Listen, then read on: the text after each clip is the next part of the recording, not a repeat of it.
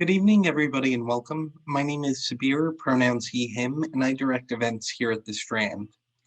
Before we launch into a discussion of Patrick Radden Keefe's newest book, Empire of Pain, The Secret History of the Sackler Dynasty, I'd like to share a little bit of history about the Strand. The Strand was founded in 1927 by Benjamin Bass over on 4th Avenue's Book Row. Stretching from Union Square to Astor Place, Book Row gradually dwindled from 48 bookstores until, after 94 years, the Strand is the sole survivor, now run by third-generation owner Nancy Bass Whiten. We want to thank all of you for your support. Without our loyal community of book lovers, authors like Patrick and Anand, we wouldn't be here today, and we are so appreciative of it. And so tonight we are thrilled to have with us Patrick Radden Keefe for the launch of his newest book, Empire of Pain. Patrick is a staff writer at The New Yorker and the author most recently of the New York Times bestseller, Say Nothing, A True Story of Murder and Memory in Northern Ireland, which received the National Book Critics Circle Award for Nonfiction, was selected as one of the 10 best books of 2019 by the New York Times Book Review, the Washington Post, Chicago Tribune, and the Wall Street Journal, and was named one of the top 10 nonfiction books of the decade by Entertainment Weekly. His previous books are The Snake's Head and Chatter. His work has been recognized with the Guggenheim Fellowship and the National Magazine Award for Feature Writing, the Orwell Prize for Political Writing. He is also the creator and host of the 8-part podcast, Wind of Change. Joining Patrick in conversation is Anand Giridharadas. Anand is the author of Winners Take All, The True American, and India Calling, and writer of the Inc. newsletter. He is an editor-at-large for Time and was a foreign correspondent and columnist for the New York Times from 2005 to 2016. He has also written for The Atlantic, The New Republic, and The New Yorker. He is an on-air political analyst for MSNBC, a visiting scholar at the Arthur L. Carter Journalism Institute at New York University, and a former McKinsey analyst. He has spoken on the main stage of TED. Anand's writing has been honored by the Society of Publishers in Asia, the Poynter Fellowship at Yale, the 800 CEO Read Business Book of the Year Award, Harvard University's Outstanding Lifetime Achievement Award for Humanism and Culture, and the New York Public Library's Helen Bernstein Award. And so, without further ado, please join me in welcoming Patrick Radden Keefe and Anand Giridharadas to the stage.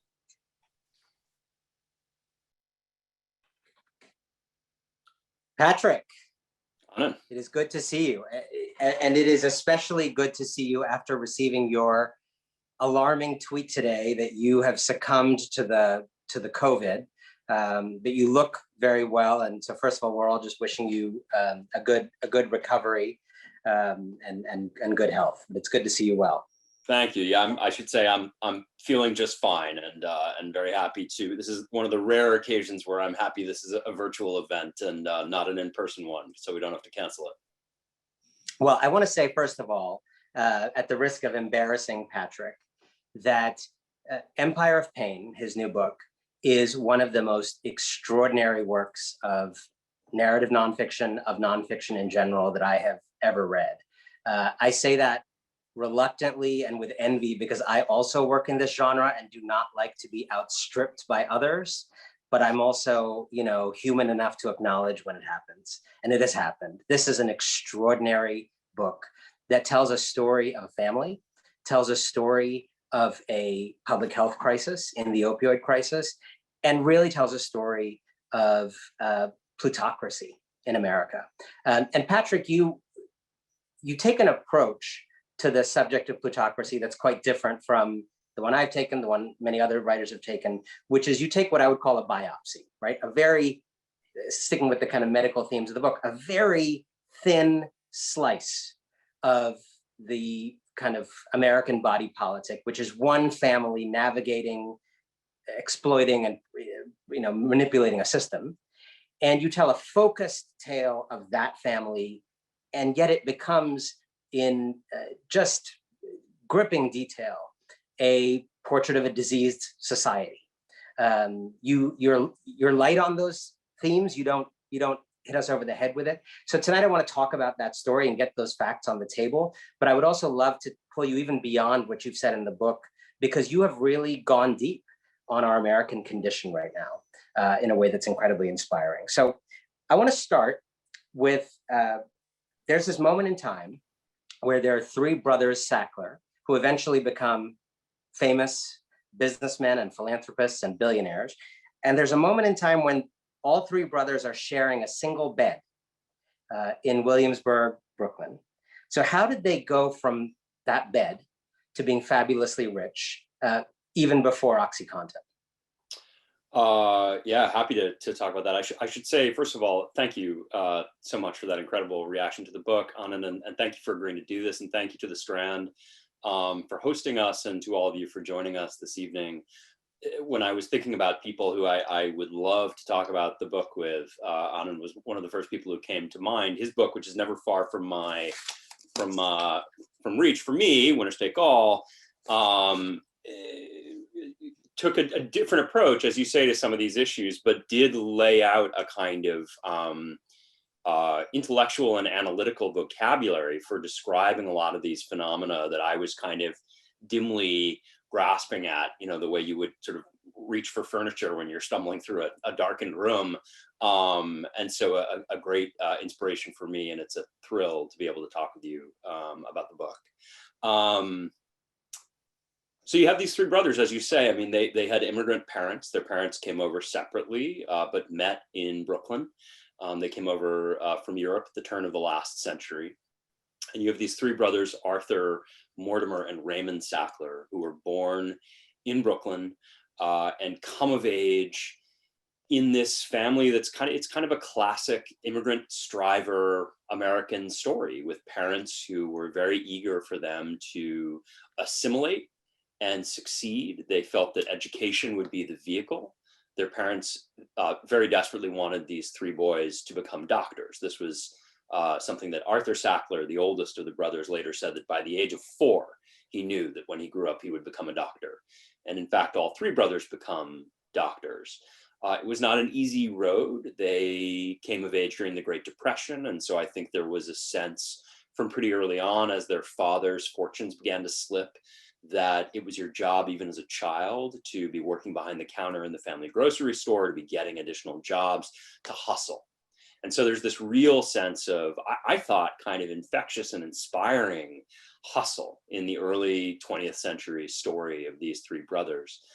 They all become doctors. They go to medical school. The two younger brothers, Mortimer and Raymond, actually aren't able to attend medical school in the United States because there are Jewish quotas at the time, limiting the number of Jews who can attend medical school at various institutions in the US. And so you have this kind of crazy paradox where this family has emigrated from Europe in order to seek better opportunities in the United States. And then the two young sons end up having to leave and go back to Europe for medical school because they're not able to attend medical school here in the US. So all three become doctors. They become psychiatrists. But almost from the very beginning, there is a sense that they also have a great interest in commerce. And commerce kind of takes them in different entrepreneurial directions, and we can talk about them if you'd like. But I mean, for Arthur Sackler, there's medical advertising and medical marketing. But also there's pharmaceuticals, and you end up in a situation in which the three brothers purchase a pharmaceutical company. It was based originally on Christopher Street in Greenwich Village in New York City, called the Purdue Frederick Company. And so they have their medical practice, their medical research, but also a whole range of entrepreneurial interests. And part of the story that I was very intrigued by in the book is that this is a story right from the beginning of conflicts of interest and of a kind of these sort of permeable walls between these different areas involving medicine and commerce and the ways in which they influence one another. So I want to dig into that, because if we skip almost to the end of the story, where now, thanks in part to your reporting in the New Yorker in 2017 and other reporting, most people probably watching this and beyond now know who the Sacklers are, now know what the opioid crisis is, now know what Oxy is, now know the catastrophe. Many people perhaps watching this have experienced it close to home in one way or another. But there has been this refrain from members of the family in recent years, that if they were kind of part of that more early tradition that you were just describing, they have nothing to do with this. And while it's literally true that some of those people were not involved or even died before Oxy was invented, you trace very clearly in the book, and it seems to be one of your core purposes, a through line of tactics, of marketing and advertising tactics, of sales tactics, of system rigging tactics, of FDA manipulation tactics that actually go back right to the start. Can you talk about that through line and why you think it's important, given that defense we often hear from them? Yeah, absolutely. So, I mean, for those of you who may not be familiar with the kind of broad outlines of the biography of the family, you have these three brothers, Arthur, Mortimer, and Raymond, who end up purchasing this pharmaceutical company in 1952, Purdue Frederick. And Arthur ends up dying in 1987. And Purdue, which was subsequently named Purdue Pharma, ends up releasing OxyContin in 1996. And so, you know, there had already been a number of very good books about the opioid crisis and about Purdue Pharma and OxyContin. One of the very deliberate choices that I made in this book was to devote a third of the book really to Arthur Sackler, to those early years. So to this guy who dies in 1987. And, you know, some people might question that decision. I feel as though it was the right decision. Arthur Sackler's heirs sold their stake in Purdue after his death, so prior to the launch of OxyContin. And so they've always taken the position that, you know, his name should be mentioned nowhere in the same breath as his brothers, much less OxyContin, this drug that he couldn't have dreamed of when he was alive because it was invented after he died. And I tend to resist that proposition for a couple of reasons. I mean, one thing I'll tell you is that when I wrote my piece in 2017 in the New Yorker, which it was a very different moment then. No institutions had turned their backs on the Sacklers. The Sackler name was still a very prestigious kind of blue chip name at the time.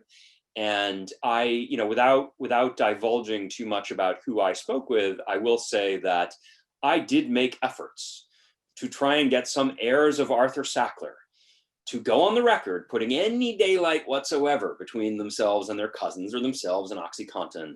And had any of them been prepared to say anything on the record, suggesting even a shadow of disapproval in 2017, you better believe I would have put it in the piece. There's nothing like that in the piece. The piece came out, and subsequently, there was a great deal of controversy, and they have since made statements saying, you know, we're appalled by the actions of the other Sacklers. So there's first of all the fact the classic post-New Yorker piece moral awakening. Right, exactly, the moral awakening. I mean, it's just one of these things where I feel as though the kind of tone of high moral umbrage is a little bit difficult for me to square with 2 decades of silence. And remember, I was not the first person to report on Purdue and OxyContin, right? I mean, there was an incredible series in the LA Times. There's a great book by Sam Quinones. There's a great book by Barry Meyer that came out in 2003. The New York Times was reporting on this as early as 2001.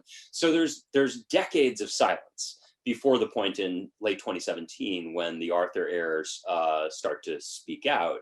But more to the point, to get at what I think you're pushing towards here, I felt as though the history, the kind of professional history of Arthur Sackler as this protean figure, starting really in the 1950s, you have to understand if you want to understand the world in which OxyContin could happen. And so Arthur Sackler, you know, is this kind of Don Draper type figure who revolutionizes the marketing of pharmaceuticals in the 1950s. He has a pharmaceutical advertising firm. He makes his first great fortune on Librium and Valium, two addictive tranquilizers, and makes a huge amount of money selling those drugs. He is pushing these pharmaceuticals to doctors using literature that I think is sometimes of dubious value, but has a kind of official looking, very medical patina. He is overplaying the therapeutic benefits of drugs, underplaying the side effects, influencing the FDA in ways that I think turn out to be outright corrupt. And when the authorities come after him, he, you know, what Arthur Sackler did was hired Clark Clifford, who was sort of the I mean, I'm being a little glib here, but like the Mary Jo White of his day, a very politically influential power lawyer, to come in and help get him out of a jam, which Clark Clifford did. So for me, part of what was interesting was that there's this whole kind of prototype in place in the 1950s and 1960s that explains so much of what ends up coming later in the 1990s. So this is the last question in the like getting facts on the table portion, and then I want to go through a whole bunch of different things. But let's bring it forward to the Oxy era. Everyone on this chat has taken pain medication before, I presume. Some people have taken strong pain medications if they've had back surgery or other things. Tell us what was both medically new and important about Oxy, and then what turned out to be catastrophically new and different about Oxy that sowed this crisis. So there's a few things to understand. I mean, one is that there was in the 1980s and 1990s, there was the beginning of a movement to reevaluate the treatment of pain in the United States. There were some physicians who began to feel that we were not treating pain adequately, that pain was too often treated as a symptom and not actually as an ailment of its, on its own, that should be taken seriously and understood and treated. And along with that, there was a sense that there had been a reluctance by doctors to prescribe strong pain medications, and particularly opioid medications. So that is drugs that are derived from the opium poppy. And Purdue Pharma, this family company, actually had its first big pain blockbuster prior to OxyContin. They had a drug called MS-Contin, which was basically just morphine, but with a very innovative coating. And so the pill had a coating which would slowly regulate the drug as it entered your bloodstream over a series of hours. And what this meant is that people could take morphine. They wouldn't need to get a drip or a shot. They wouldn't need to go to the hospital. You can just send them home with pills, and for instance, cancer patients could treat their pain in this way, in a way that felt much more humane. Who often have this awful rigmarole of having to go to the hospital once or twice a day while battling cancer. Exactly. And in addition to that, there was there's a fascinating phrase that the executives at Purdue use where they talk about the personalities of drugs, which is it's a kind of an interesting, I think, ultimately very pernicious idea, but it's a sort of marketing notion that different drugs have different personalities. And there was a feeling with morphine that morphine kind of connoted death, right? That if your grandmother's going on morphine, it means she's near the end. And even just being able to take morphine in a pill at home made it a little bit less of a kind of stigmatized remedy. So that ends up being a huge success for Purdue. And the tricky thing about the pharma business, of course, is that success is always measured in the period of time between when you get your patent and you get FDA approval and when you lose your exclusive patent. And at a certain point, the Sacklers realize that the patent on this drug, MS-Contin, is going to run out. And generic companies are going to rush in, basically make the same drug, charge less, and decimate their profits. And so they start thinking, well, what can we replace it with? The novel thing we have is not the morphine, it's what they call the Contin seal on the pills. So what other opioids could we put in a pill with a Contin coating that could replace MS-Contin, and we get a fresh patent and we can sort of start again? And they settle on OxyContin, which was an old drug. It had been around for almost a century, also an opioid. There's a little bit of a dispute. This is kind of a funny part in the book among the different Sacklers about whose idea it was to use OxyContin. Kathy Sackler claims she was the one who came up with the idea. She never gets enough credit. And they decided to use OxyContin. And closely related to heroin, correct? Also closely related to heroin, yes, absolutely. And they decided to use OxyContin. And at that point, OxyContin was really familiar to people mostly in Percodan or Percocet, which is the kind of thing probably a lot of people on this Zoom have taken, where it's very small doses of OxyContin cut with aspirin or acetaminophen. And you can't take too much, because obviously if you take too much aspirin or too much acetaminophen, it'll be toxic in large doses. And so the real novelty here is to take the coating, take this very powerful opioid, which actually is much more powerful than morphine, and then market it not just for cancer pain, but for moderate to severe pain. So there's all of these discussions, and I have the receipts on this. I have all the internal email in which they say, OxyContin was great, but the problem was the only people who used it were cancer patients, and there's only so many cancer patients. We want a drug really that's for everyone. You know, their estimates were that 40 to 50 million Americans suffered from some form of chronic pain, and the idea was that's the market we're after. So you had OxyContin, which is morphine, which is a milder drug for a very severe condition, cancer, but it's kind of a niche condition. And they take oxycodone, which is a more potent drug, and they want to market it for a much broader range of conditions. One of your most legendary predecessors at the New Yorker, Hannah Arendt, gave the world a phrase, the banality of evil, writing about a very different situation, but a phrase that has really endured as a way of understanding how in bureaucracies, particularly those kinds of dictatorial bureaucracies, awful things can happen through people really not thinking and not having the capacity for reflection and following orders and all that stuff. And she really, in a way, defined something that had eluded people, which is how can such awful things happen? And although it is a profoundly different situation, when you're talking about hundreds of thousands of Americans who have died from this thing, and your book lays out in detail all the reasons people had in this company and beyond to know what was going on, it didn't strike me as the banality of evil. I wonder what's the corporate analog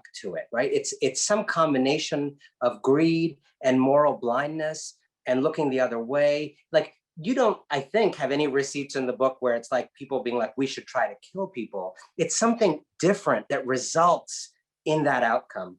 What's the corporate version of the banality of evil as you feel you uncovered it? Yeah, it's a great question. I mean, I'm really glad you raised this, because for me,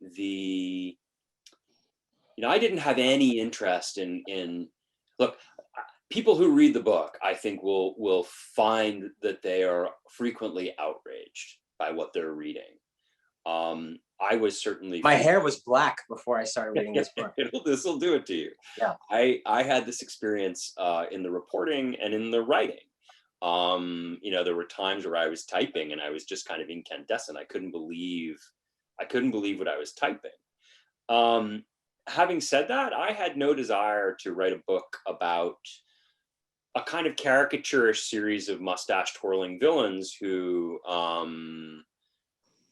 deliberately set out to, poison people and kill people, or even a story in which greed is the kind of the sole determining motivating factor. One of the things that I was trying to do, one of the pathologies that I was trying to trace, both within this family, with individual members of the family, whether it's Richard Sackler or Arthur Sackler, but also in the family company, which is so imprinted. This is a privately owned company.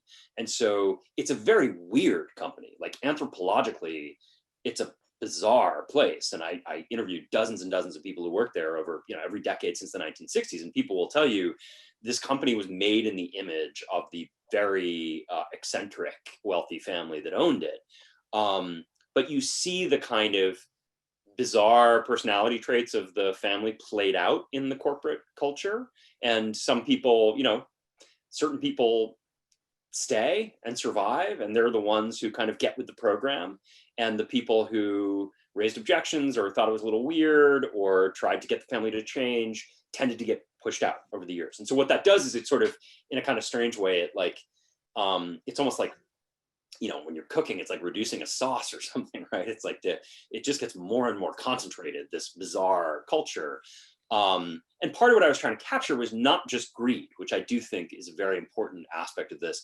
And as you say, the moral blindness that comes with greed, but also a kind of stubbornness. And it's the stubbornness of an idealist who is, a little in love with his sense of his own virtue, who starts getting confronted with indications that actually maybe his grand designs have not worked out in the way that he thought they would.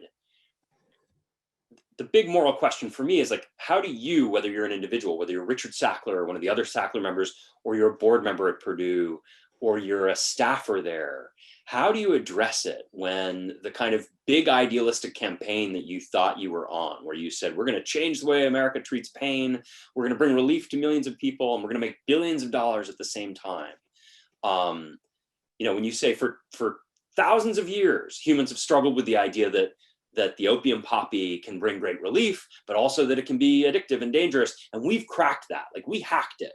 Thousands of years of human history before us, they really struggled with that. They couldn't figure it out, but we cracked it. What do you do when the universe starts telling you, maybe you're wrong? I think what's so powerful about what you're saying, I mean, the person it actually makes me think about in parallel, who is part of our time, is someone like Mark Zuckerberg, who I think is harder to rein in or even to get him to see himself than like Goldman Sachs bankers, because Goldman Sachs bankers actually know that they're Goldman Sachs bankers. That's one of the minor redeeming features of them. They know that they're interested in money.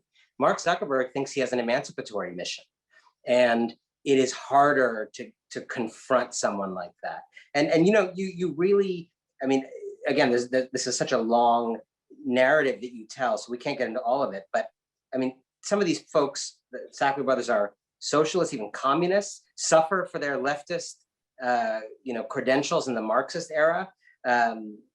This dynamic between idealism and cynicism and humanitarianism and the ability to dehumanize is just such a persistent, powerful theme of the book. I want to ask you about, in terms of the death toll of hundreds of thousands of people, I think I know the answer to this from the book, but I just want to get it clearly on the table.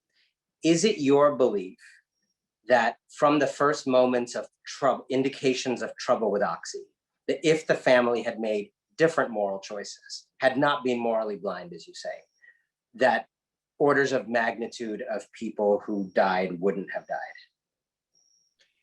Yeah, I mean, to me, that seems like a pretty solid counterfactual. Yeah.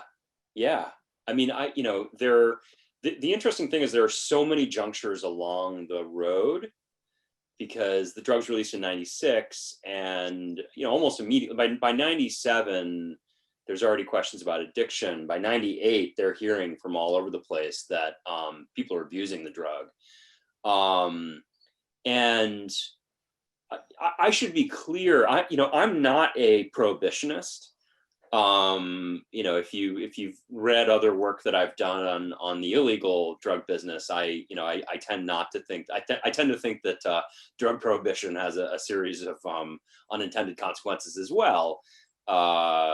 So the suggestion for me is actually not that they should have pulled the medicine from the shelves. I get notes even today from people who say I've been using OxyContin for years. It's a medicine I rely on.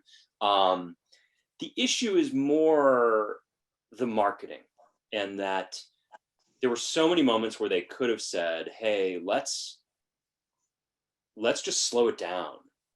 Or let's look really hard at these claims we're making when we go out and tell doctors it's addictive less than 1% of the time, or it can't be abused. And truly, that could have been in the late 90s.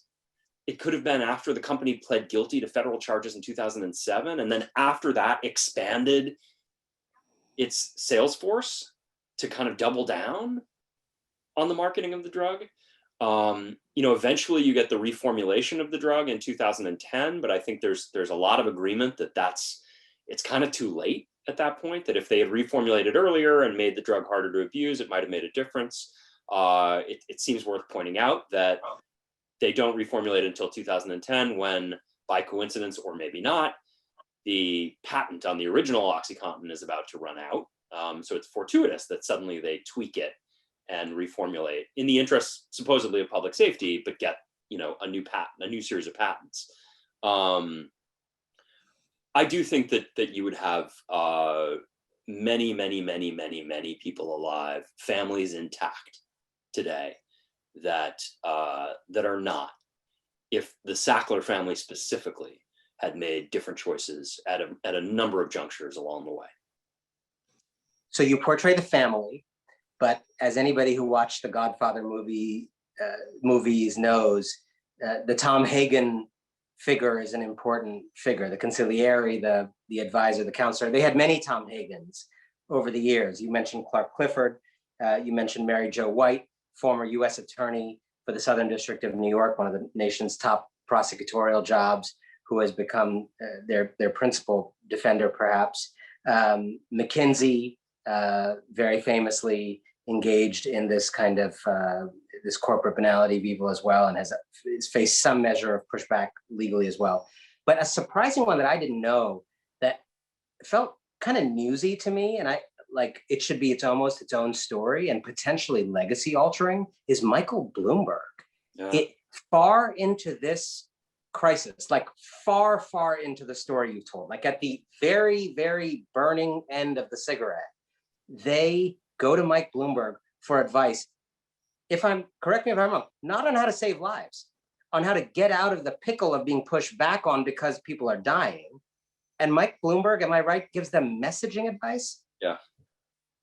Yeah, I mean, I should say, to give credit where credit is due, this is included in the book, but not a scoop I can claim credit for. This was ProPublica that broke this news and found some internal emails backing this up and got confirmation from Bloomberg's people that a meeting had happened between Mortimer Sackler Jr. and Bloomberg.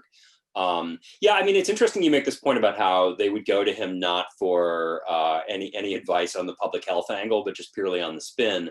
That's very much the way the family has always seen these things. There's an extraordinary WhatsApp log that you published on the Ink, you broke that story, where the most striking thing for me is you have all these different descendants of Mortimer Sackler going back and forth in this private channel that's just family. And it's quite intimate. They're talking about family events and holidays and so on and so forth. But they're also really talking about the issues. I mean, it was strange for me to read them talking about how to react to, in some ways, my piece in this thing that I helped to start. But what is fascinating is nobody at any point ever suggests that there's anything but PR to worry about, right? There's no solitary Sackler who pipes up and says, God, do you think, do you think we actually do share some guilt here? Have we fucked this up? Nobody says. I'm going to almost contradict you, but actually not, because there was an email from Jacqueline Sackler, not a WhatsApp, but an email saying lives of children are being destroyed. Now tell me, Patrick, was she referring to the opioid crisis and its many orphans, or to a John Oliver segment that she was afraid her son might watch? She was talking about the John Oliver segment, and more precisely, I think she was talking about her son's prospects for getting into private school for the fall. Wow.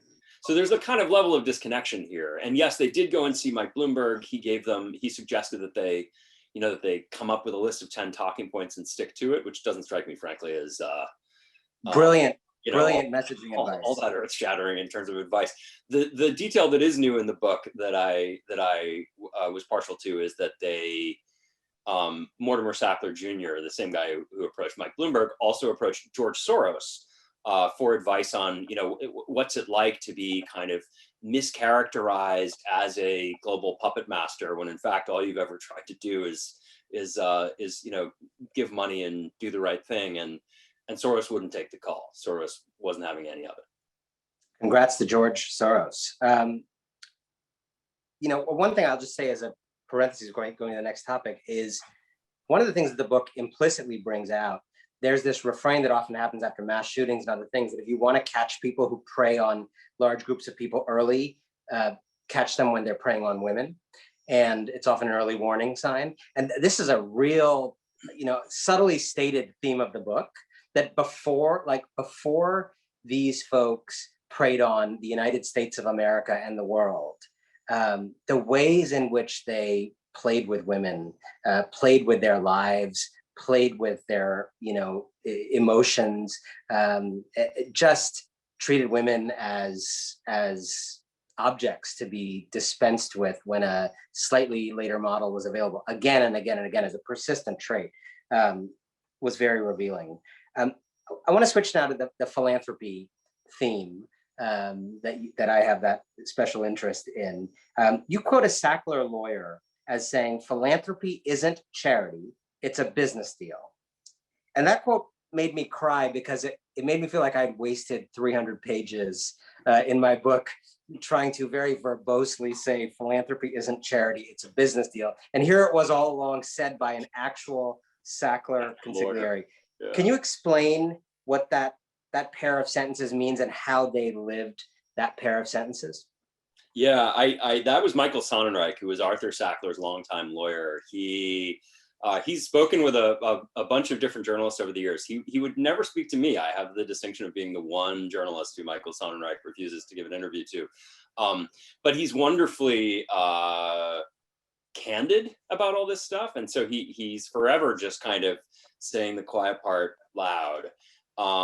We love those people as journalists. Oh, they're amazing. And so the Sacklers start donating money in the 1950s. And at that point, they're building fortunes, they're building names for themselves. I was able to, the first place where they really start giving money in a significant way is Columbia University. And I went into the archives there and found all of the old paperwork, the letters, the internal memos.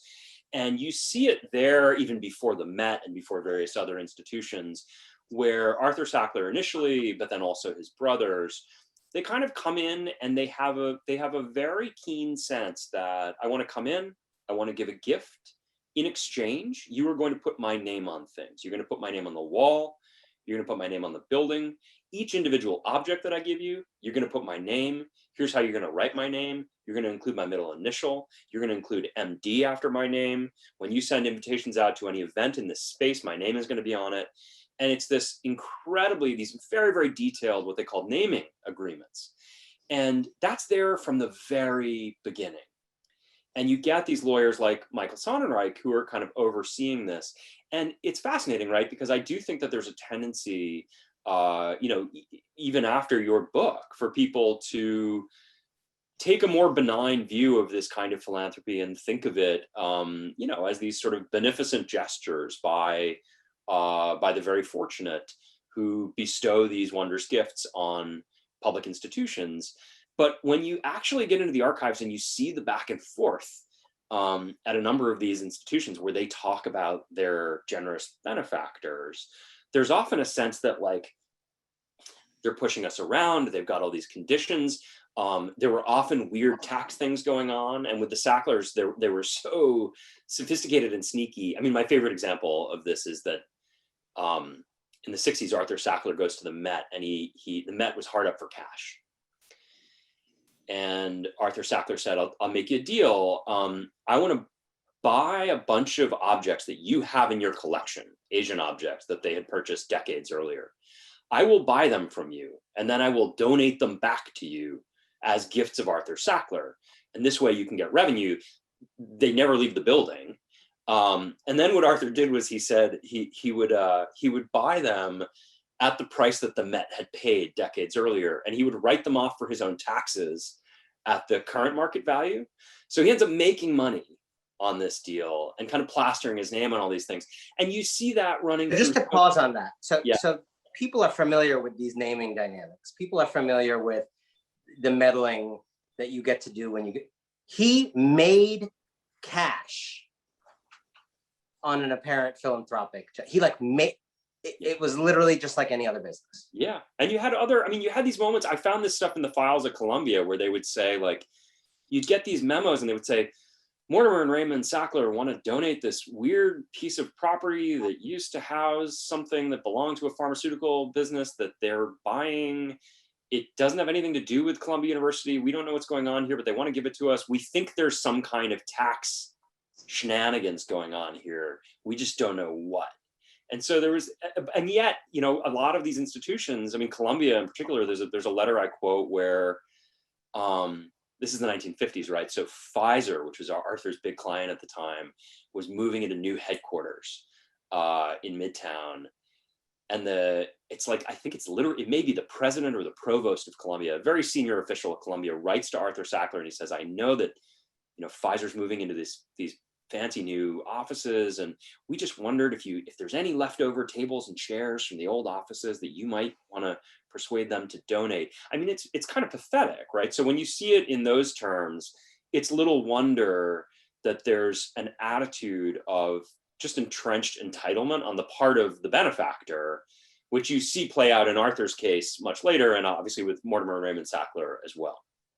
So you're describing, again, the kind of founding tendencies that really persisted throughout. And, again, a lot of people on this Zoom will have seen Sackler galleries or Sackler wings at the Smithsonian in Washington, at the Guggenheim, at the Met, at the Tate in London, all around the world. And so I want to ask you a question. At some level, as you say, people are still not persuaded, perhaps because of some of my deficiencies. People are still not persuaded that these big gifts are as problematic as you and I might think they are. But there's a next level to it, which is being on the receiving end of that handshake that I want to talk about, because I think that gets even more of a pass. I kind of want to get into this notion of what I'm calling manslaughter in the philanthropic degree, because for a lot of these museums, they are not innocent participants in this scheme. They might have been in the 1950s, but this money was being taken well past the Oxy days, well after the crisis was known, things were starting to come out. Some of it, they were refusing to disavow, as you pointed out, after your article and others were, in the light of day. And at some point, it becomes pretty clear that these museums and universities must understand that they are not actually receiving gifts, but selling a service. They're selling a reputation laundromat service to these folks. They must understand that. And so I want to ask you, do you think, when you think about that death toll again, do you think it is clear from the record that, again, people died who wouldn't have died, but for the actions, not just of the family, but of some of these universities and museums? Did they, if you are someone in McDowell County, West Virginia, who lost someone you love or lost many members of a family you love, or anywhere in this country, can you look at the Met and the Guggenheim and the Tate and say, you are part of why my person died? I mean, I think it's a more attenuated chain. I think it's harder. I do think it's harder. The first part of your proposition, I fully agree with, that to suggest that, and I can say, having had a bunch of conversations, mostly on deep background with people who work at these types of institutions, if people are being candid, what they will tell you is, of course it stinks. Of course we all knew, of course we found it distasteful, but we need the money, and there's very little private, public financing for what we do, and we didn't have a choice. And what they'll tell you, if they're being really candid, is that that none of these places is actually prompted to make a change by any sort of moral stand. Again, it comes back to the world of PR. It's Nan Goldin and her merry band of pranksters making things awkward for the Met and the Guggenheim and these other places by calling attention to the fact that they take this money. I think it will be shaming that causes a change, and shaming, and I think significantly shaming by people like Nan Goldin, who have a kind of credibility in that world that somebody like me, frankly, doesn't. But they knew. I mean, this is the thing that's so maddening, right? Is that, again, Barry Meyer's book comes out in 2003, right? I mean, Sam Quinones's book Dreamland, which talks about the Sacklers, that came out, 5 years ago? There's a moment in the book where I talk about how Tufts, which subsequently became the first institution to take the Sackler name down, 5 or 6 years ago, after Sam Quinones's book came out, there was a move to assign it to incoming students at Tufts, and the administration scuttled that because they worried that it would be awkward for their benefactors, the Sacklers. So there you have a situation in which it's not like they're not aware of the book. They're aware of the book. They literally are stifling the book, trying not to get people to read about it because they worry about the impression that it would make on this family, which has given them money and might continue to do so. So just to be clear, amount of moral responsibility. I think it's hard. I mean, to me, it's like, can you assign what that would mean in terms of people who had died? Is there some sense in which, absent the philanthropic giving, Purdue and the Sacklers wouldn't have gotten away with it as long. I mean, to be honest with you, maybe I'm just too jaundiced about our system, but I think it was helpful for the Sacklers from a personal branding point of view. But I feel as though all they needed in order to achieve the kind of impunity they've achieved is money. The reputational stuff was a bonus.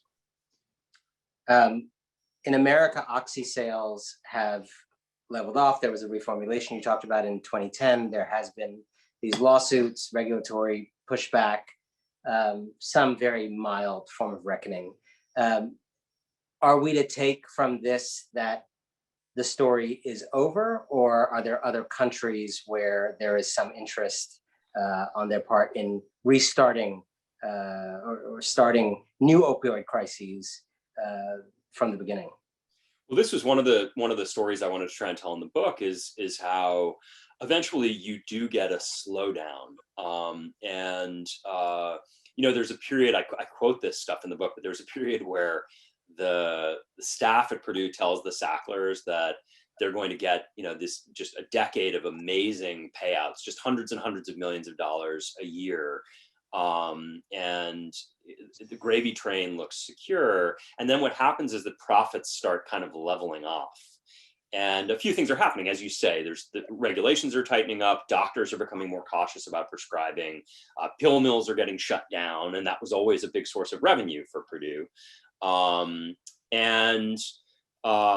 So profits start leveling off. And what's fascinating is during this same period of time, the company is aggressively expanding into emerging markets. They feel as though, that's where the real growth is for us now. The US may be sort of tapped at this point, but what about Mexico? What about Brazil? What about China? And the really crazy thing is they employ that same playbook where they, the first thing they do is they go in and they do a study of the country and they say, oh, we've just discovered that 40% of the population suffers from untreated chronic pain. There's an epidemic of pain in this country, and we have the solution, OxyContin. In India, they went in and they basically positioned expensive OxyContin as an alternative to cheap Indian-made morphine. The level of cynicism is pretty breathtaking. And in fact, there were some people who were these kind of paid shills, these paid doctors who went out there and flogged OxyContin the first time in the United States, and they would go around the country making speeches about this drug and how it wasn't addictive and it was good for whatever ailed you.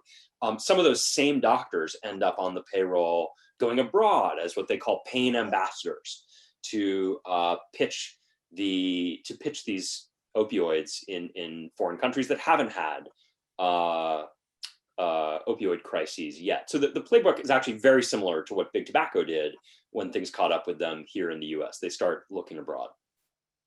You're describing almost this kind of whack-a-mole remorse, where you start to at least claim to be a little bit sorry over here, you actually, amp up somewhere else. I want to ask you a little bit about the reporting process. Again, folks just need to read this book. It is an exhilarating work of reporting that Patrick just did an extraordinary amount of homework, but it doesn't read like homework for you. It reads just like a gripping yarn, like a movie made out of text.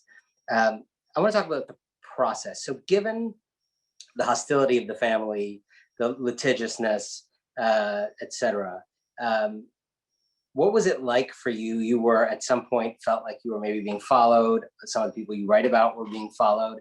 What was it like for you as, kind of a lone guy to be up against such powerful people? On the one hand, it was tiring and annoying. Honestly, it's like a level of irritation, a level of static. It's a kind of transaction cost on this kind of reporting. And I think that's part of the reason that the Sacklers are not the first billionaires I've written about, and it often works this way. Like, if you have the resources to hire people to just irritate and frustrate and try and stymie a journalist, often people will. They'll especially do it if they don't have a very compelling story to tell. So it was predictable on some level. You know, I wasn't that frightened by it, to be honest with you. There was no uncertainty for me at all about being followed. I mean, there's a story I tell at the end of the book about how I live in the suburbs outside New York. And one day I was getting in the car with my wife and kid. This is last summer, my wife and kids, and a neighbor walked up and said, "Hey, I don't want to freak you out, but there's a guy in an SUV who's been parked in front of my house watching your house all day." The guy subsequently came back. I asked Purdue Pharma whether they knew anything about this, and they said absolutely no. You know, we know nothing about that. I asked the Sackler family, and a representative declined to comment. So between that, They declined to comment on whether they had sent someone to follow you. yeah, I mean, they what they did was They couldn't just say no. I honestly, I thought that they would just deny it because the way these things work, I know from other reporting, it's, you know, it's not like Richard Sackler picked up the phone and called a private detective, right? It's like there's a lawyer who works for another lawyer who's got a crisis management company, who's got a subcontractor, who knows somebody who does this. There's all these levels of plausible deniability. But I ended up sending a huge number of queries to the Sacklers through their representatives, and they came back to me. They took 5 weeks to respond to my queries. They came back with a page and a half in which they did deny certain things, but not that. So I thought that was revealing. Look, they were threatening to sue me from before I started writing the book. I don't, you know, I think the last legal letter we got at Doubleday was probably about 10 days ago, so they never really let up. It's tiring, but for me, part of that actually became the story. I mean, I thought about my colleague Ronan Farrow and Harvey Weinstein, and I think there is a sense in which, you know, some of these powerful folks who employ a certain kind of thuggish tactics to try and suppress journalism about them, I think really run the risk that it backfires. Because for me, it's just, you know, come on, I will tell that story. I will tell the story of the silly letters that you write to me, and how you write that the letters are off the record and I shouldn't quote them, even though, you know, anybody who understands how journalism works should know that that's not going to cut it. I would have to agree. I'll quote it in the book. You want to send somebody to follow me? I'll write about it in the book. And for me, that's part of a, you know, we talk about systems. It's part of this continuous story. So I tell the story about Barry Meyer reporting on Purdue and the Sacklers 20 years ago, and he dealt with the same tactics. He sent me the legal threats they sent him 20 years ago about his book, and they look so much like the letters I get today. Hackery is hackery always resembles hackery. Did any members of the family talk to you privately to come clean about things? No, so for years, I'm so glad you asked this. I had been thinking there has to be some apostate. There has to be some Sackler who's just really uncomfortable with it all and uncomfortable with the money. Because there's all these people who, I read about Madeline Sackler, who's a filmmaker who makes these like enlightened documentaries about mass incarceration. And she's an opioid heiress. And she makes these films for HBO. And for her, there's like no connection whatsoever. She sees no connection at all between, you know, weighing in on mass incarceration as an issue and her personal financial stake in OxyContin. There are a lot of them like her who aren't on the board, who haven't been in the management of the company, but do take the money. I really thought that there'd be one who felt some discomfort and spoke out, not necessarily to me, but to someone. And it's amazing how consistently that has not been the case. And I think that, to go back to that thing you published in the Ink, to that log of WhatsApp chats over more than a year, you don't find any outliers there. You don't find anybody, even privately, dissenting. I only ask you this because, knowing a lot of your reporting and the Winds of Change podcast, which everybody should also check out, which is extraordinary. You're an immersive guy. You like to go on some adventures. Did you ever take or think about trying Oxy for the purposes of reporting this? Research? No, I didn't. No, I've never taken it. I've taken other opioids after procedures in the past, but I'll put it to you this way: I did spend a lot of time talking to people who talking to people about the drug and people whose lives have been really upended by the drug. And they spoke quite beautifully about what they loved about it and about what they hated about it. So I think for me, there was enough reporting where I hope I'm able to, convincingly convey both the allure and the danger in a way that will ring true with people who've experienced it. Yeah, it was no shade to your writing skills. I was just wondering. Last thing before I say something about the book, there's many beautiful sentences in the book, but there was one that was a more workmanlike sentence that I felt just captured something so fundamental, and I want to read it to everybody. If there was one attribute that Richard shared with his uncle Arthur, apart from a common name, a genius at marketing, and a sense of unquenchable ambition, it was the stubborn refusal to admit doubt. Reflect on the refusal to admit doubt at the center of this story. I mean, it kind of goes back to what I was saying earlier, that it's not just greed, it's stubbornness. And I dwell on this at the end of the book, that the Sacklers all believe that they're 100% innocent and just totally misunderstood, that you and I are wrong, that the 49 states that are suing their company are wrong, that the 24 states that are suing individual members of the family are wrong. That all of the different reports and the investigative journalism and the protests by Nan Golden and the institutions that are backing away, that they've all just fallen for a kind of, a topsy-turvy narrative. And in fact, the Sacklers are actually sort of the heroes and the victims of this story. Part of what I wanted to try and do in the book is understand, like, how do you get there? How do you get that diluted? And I think some of that is in the family character. I think some of it is actually, when you talk about plutocrats, I think some of it is actually a hazard of being a plutocrat, that you're surrounded by people whose job it is to reaffirm your, most blinkered ideas and to laugh really hard when you tell a joke. And I think that there's a tendency, if you're that kind of person, to just kind of get deeper and deeper into your own delusions. So you get this moment where Kathy Sackler ends up testifying before Congress in December, and she's asked if she feels any responsibility for the opioid crisis. And she says, when I look back over the whole thing, the whole 20-year period, there's really nothing I would do differently. And it's funny because for me, I look at that and I'm like, I couldn't find a day in my life that I wouldn't do differently in some way. The notion that she could look back at this trail of carnage and not have an ounce of reflection, I think is scary and kind of impressive, frankly. Before I hand it back over, Sabir, I just want to say to Patrick, this is an extraordinary book. Thank you for it. It is a work of national service. Whether you're glib about it or not, it does put your family in danger. It puts you in danger to take on people this powerful. So thank you for this service. And I'll say to everybody listening to this, even though I'm not an employee of the Strand bookstore, although I would be open to the possibility if they want to hit me up, these books don't write themselves. This kind of reporting doesn't write itself. This kind of, in an age of cheap, easy information on social media and viral posts that are untrue and disinformation and fake news, we have to show appreciation when people do the laborious work of amassing 450 pages of brick solid truth, which is what this is, that can inform our debates, that can save lives. So if you haven't yet, buy this book.